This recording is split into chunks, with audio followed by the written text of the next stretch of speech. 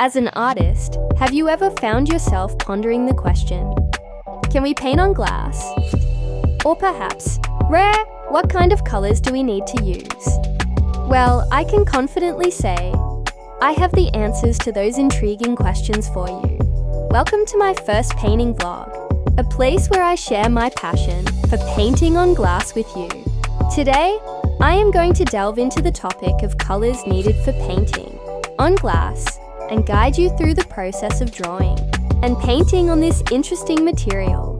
So, I suggest you begin by selecting acrylic paints as they are incredibly easy to use.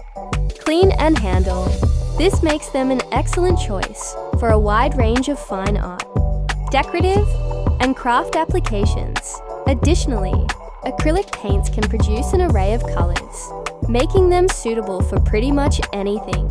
Not only that, but acrylic paints are resilient and flexible, allowing them to be applied to various surfaces, including stretched prepared canvas, paper or board, or even onto wood, leather, paper mache, fabric, cement, glass, brick, and pottery.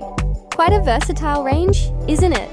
While applied by artists on stretched canvas, paper, or board, acrylics can also be employed on wood, leather, paper mache, fabric, or many other surfaces.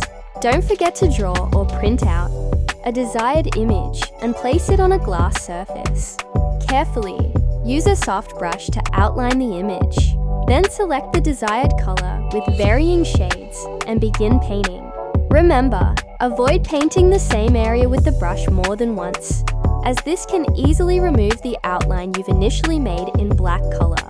Feel free to explore different techniques and styles as I will be more than happy to provide you with useful suggestions. I hope these suggestions will help you in upcoming works, crafts and glass painting you will paint, and any queries please inform me in comment section. I sure am going to be answer of yours. And please like, subscribe and share my channel with your friends and family. Happy New Year!